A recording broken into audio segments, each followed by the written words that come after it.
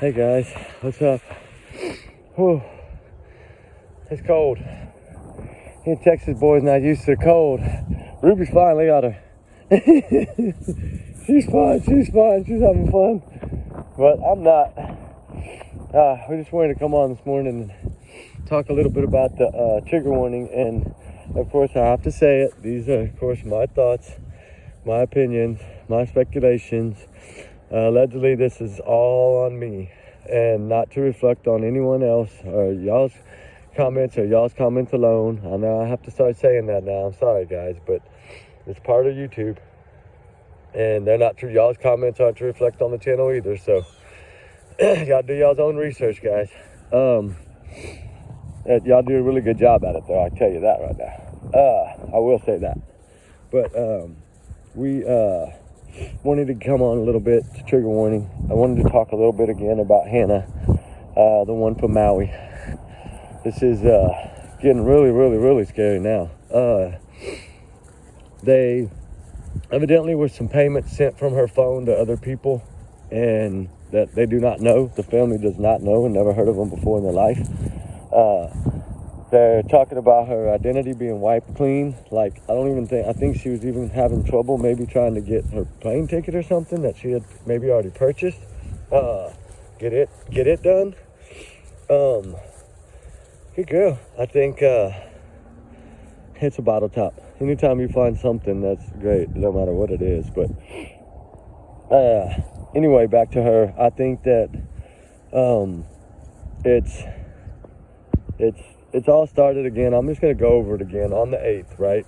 Her and her ex-boyfriend were going to fly in to LA and then head to New York. They had their little itinerary of stuff they were going to do. Although they had broke up before the flight, they decided to still go because they couldn't get refunds.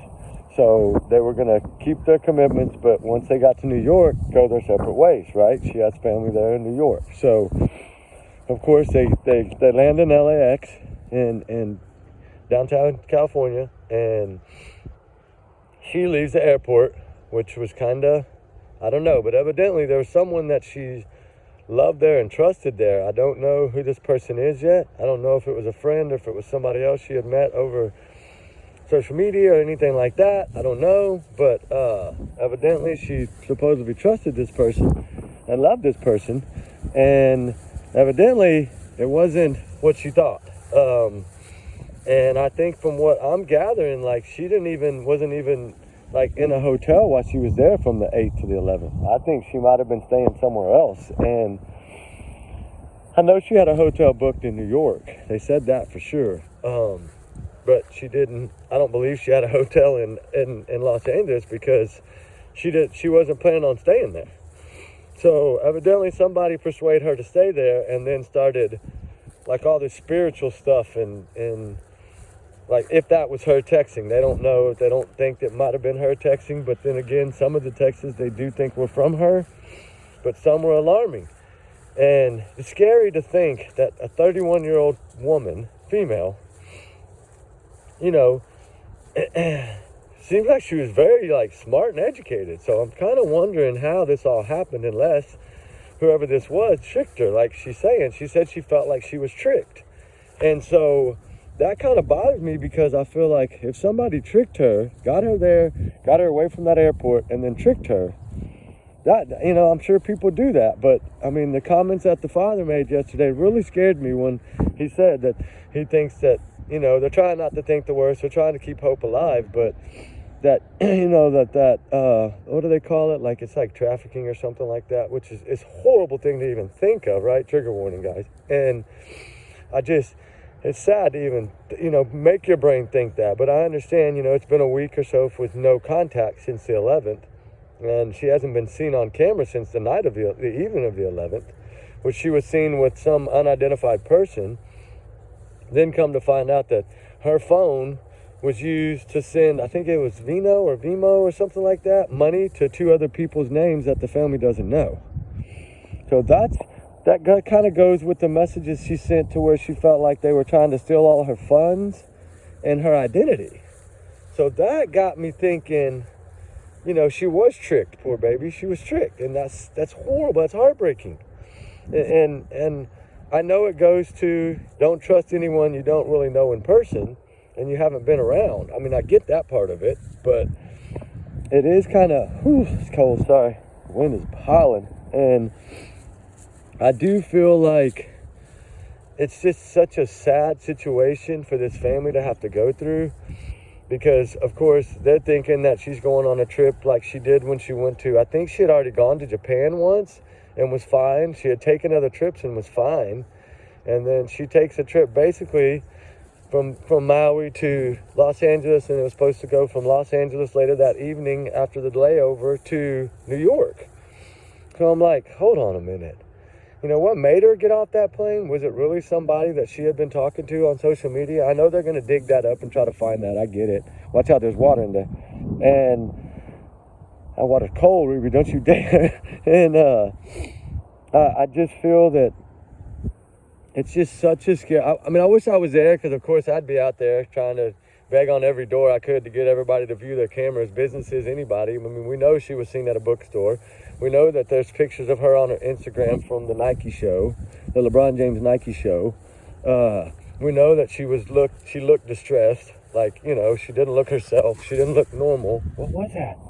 What was it? Don't tell me it was a snake. Hold on, guys. Oh my Lord, please don't tell me that. You jumped like crazy. I thought maybe it was a snake, but I don't see one. Sometimes that's what she does. Like if she steps over something like that, like, you know, back home we have a lot of water moccasins, and she sees one, she'll jump like that. That's what scared me. I was just making sure. Come here, you're not bit, are you? You're not making any noise, so I don't think so. No, you're fine. And she's fine, guys. And I just worry. I'm a worrywart like that when it comes to her. I don't want her to get bit by anything. I've seen it happen before, and it's not pretty. I don't know if any of y'all have ever seen a dog be bit by a snake that has venom, but it's not a pretty sight. But back to Hannah, I'm sorry. I feel that, you know, the boyfriend, he got back on the plane. You did it again. What is it? Oh, it's the wind. Okay, I get you. Never mind. And slow down, Ruby. Slow down. Hold on. Stop. I don't want to make everybody dizzy here. And I feel like the ex-boyfriend, he made his flight that afternoon at 6 p.m. and went to New York. And that's what made me wonder. She kind of didn't evidently.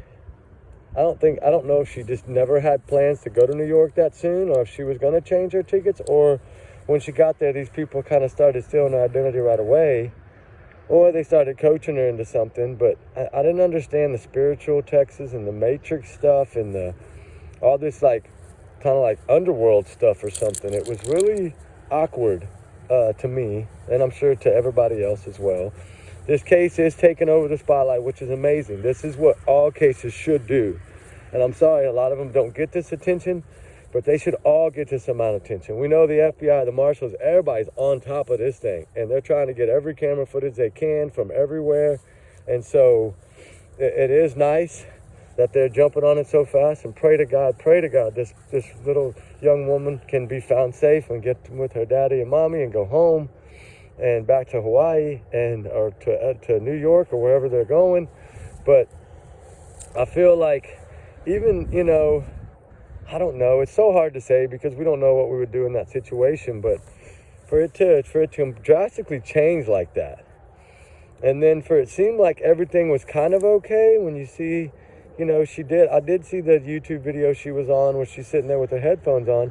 She didn't really look like she was like panicking or anything, but she just didn't look like she did in the other photos. And so, like, the face expressions to me when she came out of that airport looked a little different. But I don't know. We don't know. And we don't know who she met. We don't know who tricked her. We don't know what happened. We don't know where she is. And pray to God she's found safe today and they can bring her home. I know they're really got a lot of guys on the ground. But anybody that's in that area, like, I know I'm a little channel and y'all probably, none of y'all watch me, but if you have any kind of surveillance or cameras or ring cameras or anything in those areas around that arena within 20 miles of LAX or anywhere in those areas, if you can just go back and check them from, you know, say the 8th to, you know, to the current date and just see if you see anything at all on there, that would be great. And then of course, call it in and turn it in. And they're just, it's just a very, very sad situation. Like I said, we pray that she's found. It is very scary because we don't know what the situation may be. We know that the text messages were very alarming. I know I read them. They were very, very alarming. And they did raise an eyebrow for sure.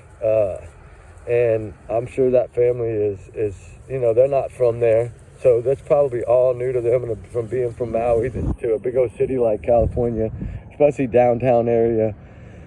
It's so congested with people. That's what makes it hard to see how they would have got away. Like, you would think she would have started screaming or something, but I mean, we don't know what she did, but we know that, from the 8th, she seemed okay. From the 9th, I don't think there's much about her on the 9th, other than she was seen, I think, once maybe at a bookstore or something on the 9th or the 10th. And then we know that she was at the Nike LeBron James show both days. So evidently whoever she was with was taking her to all these places and, like, I guess showing her a good time, but yet she was picking up different vibes from it, because some of the messages were, I understand some of those messages probably weren't from her, which is very sad. That means somebody else had control of not only her, but her phone as well. And the one that when she was headed back to the airport, of course, her phone was tracked back to that train station at the airport, or that little train terminal or whatever it is there at the LAX. And it's kind of makes you wonder, like, she was there one minute, and then the next time she's seen on any kind of footage at all is 20 miles away. And then it looked like she was, basically being taken against her will by somebody. And that's where it got really scary to me. And then, of course, the phone went off. So if they did strip her of her phone and strip everything, I mean, all they got to do is take the SIM card out. So it's just very sad, very, very, very sad. I mean, if she's out there and she can hear anybody, she needs to, of course, try to get help in any way. Just run something. I mean, I don't know what to tell you. One thing I always tell my kids, and this is probably not a thing to say, but I always tell them, if somebody ever tries to grab you and you can't get anybody's attention, tackle somebody, push somebody, just to get attention.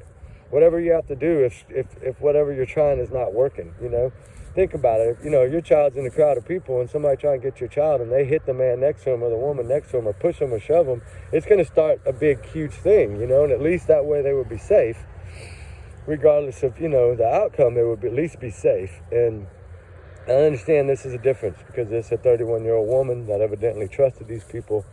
And I don't know how it went from 2 to 1, and I'm still kind of bouncing around on the age thing because some stations are saying 29, some stations are saying she's 30, but the main stations that I've been following are saying she's 31 from the beginning. So I don't understand the difference in the age thing. But it doesn't matter, that part of it, really. We just need to find this woman and get her home. That's the main thing. But I just wanted to come on basically and touch base on that because it is a really scary, really, really scary thing. And then as far as the thing I put out last night about the little nursing student from Georgia, Bulldogs, the Georgia University, that was on the running trail, the court's going on now. Man, we need to pray for justice too. Man, that is such a heartbreaking story. I think I cried for about an hour last night about that. It's just so sad. And I mean, I remember seeing it when it happened, and I remember seeing those things when it happened, but of course I didn't have a channel back then. I couldn't send my condolences to the family and support the family in any way. Now that I have the channel, I can, and that's why I made that little clip. And I feel like everybody deserves justice. Everybody deserves answers. Everybody deserves the truth, and closure needs to be. And I know some people agree with me, some people disagree with me, but that's part of having our free speech, which we talk about that a lot. I know True Crime talks about free speech an awful lot because they feel that, we should be able to say the things we want. I mean, of course, if we say bad things, we need to be held accountable. We do. But if we're just speaking our thoughts and our theories, and, that's okay because everybody has those. And so I understand you need to be civil about it, and not be crazy about how you say things, or don't say evil things, but it's the free speech is a great thing. And I think it's wonderful to be able to do that. No, you're not going to that water. No, ma'am. I don't want you wet. It's cold. And I don't know, guys. I feel like, no, you're not going to the water. I feel like it's a very sad situation for some of these cases, and they do need to be solved. And these children that are missing right now that we're covering need to be brought home safe. And, you know, just like the pregnant mother, I mean, that's another one that's so sad. Regardless of their life or how they live, you know, she's still a human being with a heartbeat. And she still needs to be brought home. She was fixing to deliver a baby. I mean, that's two people, two lives, two heartbeats. I mean, and I know that it is getting attention. I don't think it's getting enough attention. I think there needs to be a lot more attention on it. And I know some people look at things differently, but you know, that was a little baby in there. And I know how many people love little children, and we fight for children all the time. So you got to look at it as no matter what, it's deserving to be found and brought home. And, you know, hopefully safe. We always pray that hopefully they're brought home safe. We do. And it's just, I know I'm rambling, guys. It's cold and I'm rambling, but what is it? Ruby, what is that? What is that? Oh, it's like something dug a hole, like a varmint. Looks like they dug a hole in the side of the bank. I just feel that I just want all these cases to be solved and be over, and you know, it would be a blessing to have all these people found safe and brought home. It's in my heart every day. It's in my prayers every day. I know it's in y'all's too, but I did want to come on and talk about Hannah. And you know, this 31, she needs to be found safe and brought home, and time is the essence right now. It's scary. It's been since the 11th at that evening that she's been seen or heard from, or her phone has worked. So I feel like it's everybody needs to be out there looking. Anybody that's in that area, anybody that's in that area at this time, grab a partner, grab somebody, and get out there. Look in alleys, look in everything. Just get out there and search. Like, listen for things, you know, look. It doesn't hurt to do that. You know, if it brings someone home safe, my God, it's worth it, you guys. You know, people love to walk around the city. People that don't work, that live there, get out, get with a friend. Don't do it by yourself, but go with somebody. You know, take you some pepper spray or something with you and get out there and try to make a difference. You know, it can, one person sometimes can make a difference. Oh, it's something rusted. It's flammable. What? It's flammable. Huh. That's weird. It's like a can that blew up or something, or burned or something. But all right, guys. Anyway, we're gonna get off here. We got a long way to go. We got a lot of ground to cover today, but I'll bring y'all some more later. I just wanted to come on and talk about her and get her name back out there again and try to push from our end. I know it's a long way away from where most of us are, but let's push her name and get it there. All right, guys. We love y'all. We appreciate y'all. Until the next one, keep all the missing in your prayers and voices in your prayers, and let's make a difference. All right, guys, we'll talk later. Bye.